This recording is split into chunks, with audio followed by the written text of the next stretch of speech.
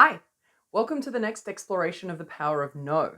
So far, we have had a look at how the privilege of having too many options can actually be unhelpful in that it can disconnect us from our values and leave us confused and floating around having absolutely no idea what we want. I also recently spoke about how, when we struggle to let go of any of these options, this can manifest in the form of unbridled FOMO, where we burn ourselves out time and time again in the attempt to have it all. Today, I want to explore a few thoughts with you on how to start sifting through all of that noise and start to be able to reconnect with your own voice again.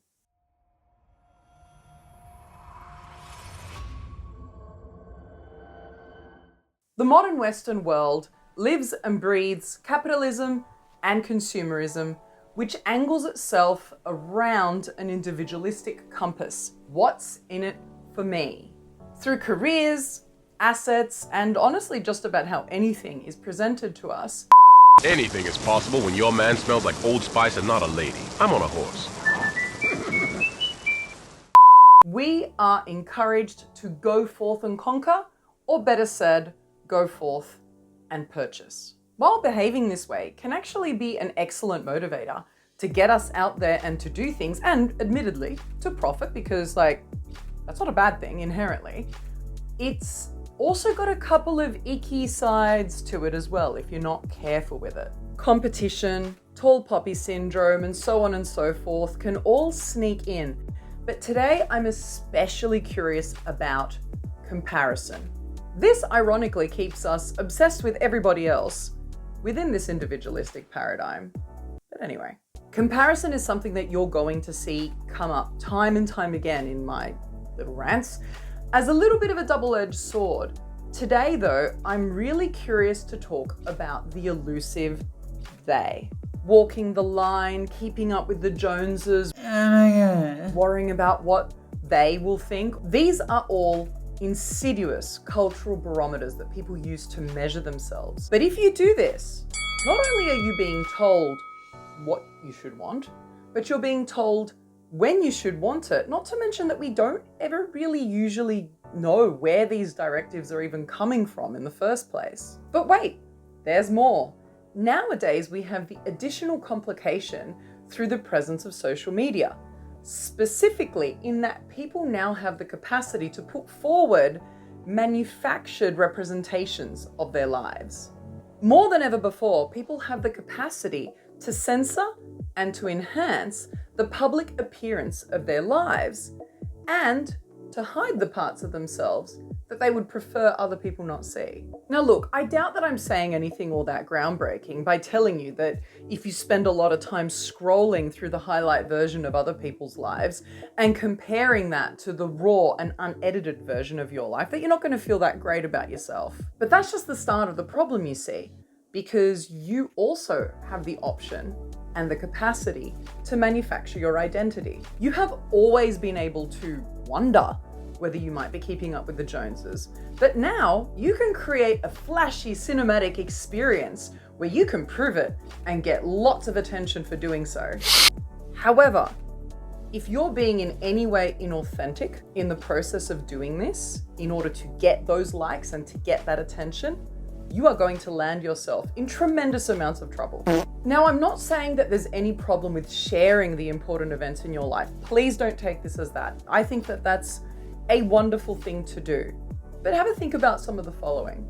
Have you ever been tempted to do something because of how Instagrammable it is, which you might otherwise not be as tempted to do?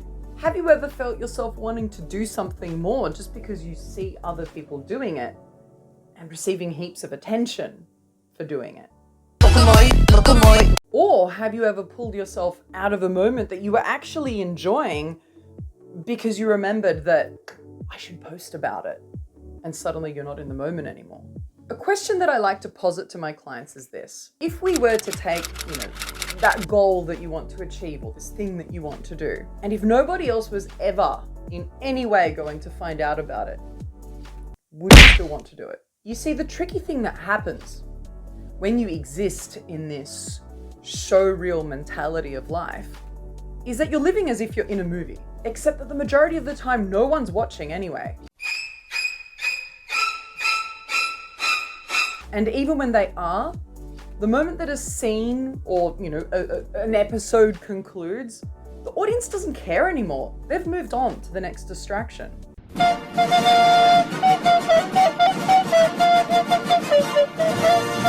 So I ask you, who are you living your life for?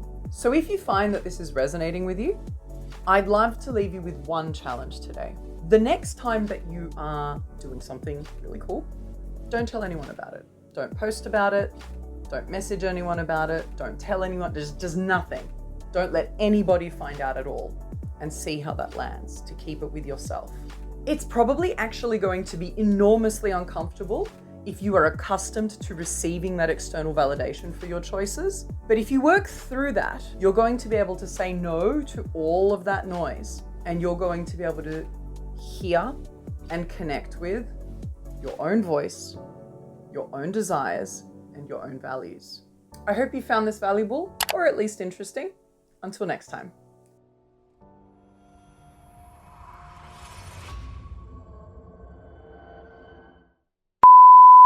So far, we have had a look into how the privilege of having too many options can actually hinder. I've forgotten it. Just brain went completely.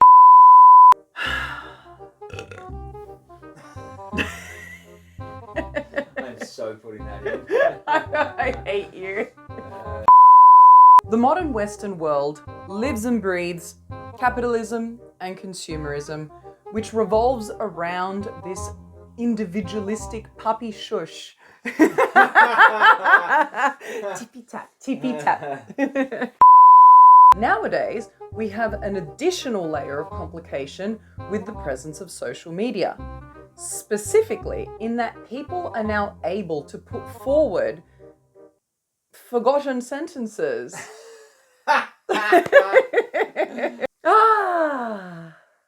This is great. More than ever before, people have the capacity to censor and enhance different. Have you ever felt yourself starting to want something more? Oh my God! My life is great. I with mum and dad however I want, and I'm going to go sit on their couch without their permission. Little asshole. Here I am trying to pause for dramatic effect, and he doesn't have the audacity to walk in that moment. A question that I often I wasn't looking at the camera. Blah, blah, blah, blah, blah. Yeah, wow, you are going to destroy me in the bloopers for that one. She was, in fact, not wrong.